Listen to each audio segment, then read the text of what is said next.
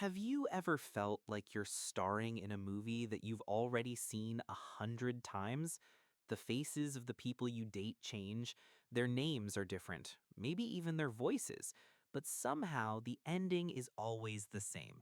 You find yourself sitting on the edge of your bed at 3 a.m., staring at a silent phone, wondering why the person you'd do anything for is the same person who treats your heart like an option. You call it bad luck. You call it a streak of wrong ones. But what if I told you it's not luck at all?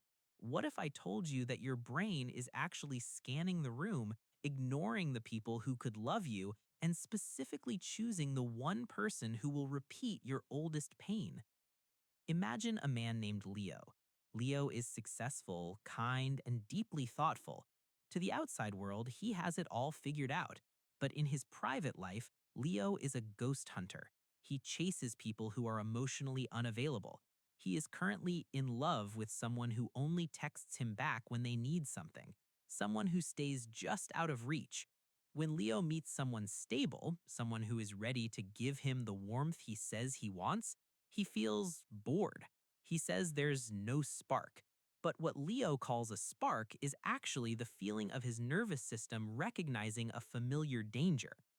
To understand why Leo, and maybe you, does this, we have to go back, way back.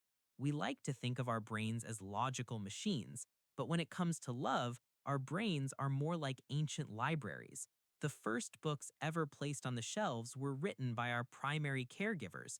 If you grew up in a home where love was inconsistent, where you had to perform, be quiet, or earn a parent's smile, your brain learned a dangerous lesson. Love equals effort. Love equals uncertainty. In psychology, this is known as repetition compulsion. It is the unconscious desire to reenact a past trauma in hopes of fixing it this time.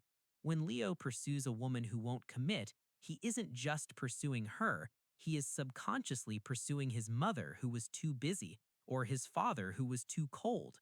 He thinks, if I can finally make this person love me, then the original wound will finally heal.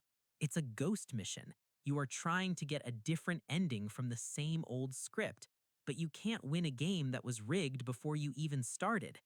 Think about the last time you felt that intense magnetic pull towards someone, that electric feeling in your chest. Was it peace? Was it safety? Or was it actually anxiety disguised as excitement?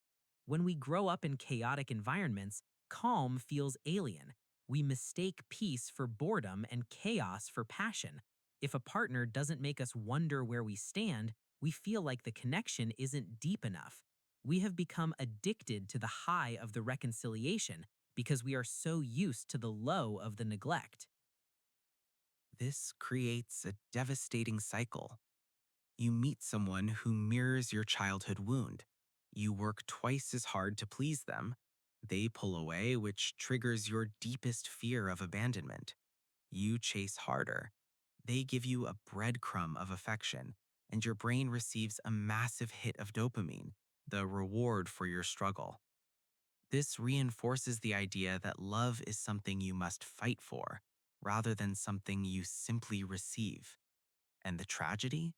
While you're busy fighting for someone who doesn't see your value, you are completely blind to the people who would have loved you effortlessly.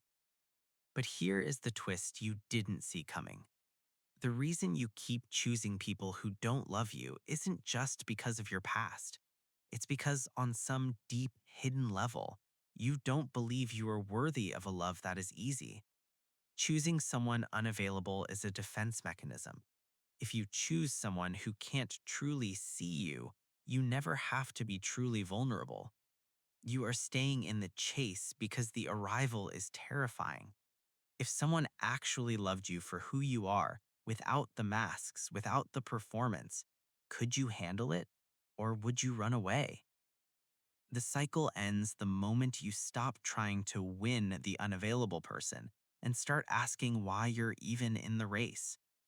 Leo had to realize that his spark was actually a warning light. He had to learn to sit with the boredom of a healthy person until his nervous system realized that boredom was actually safety. It's not easy.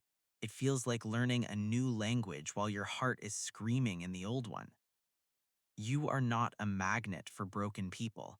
You are a person who has been taught that your value is tied to how much pain you can endure for someone else.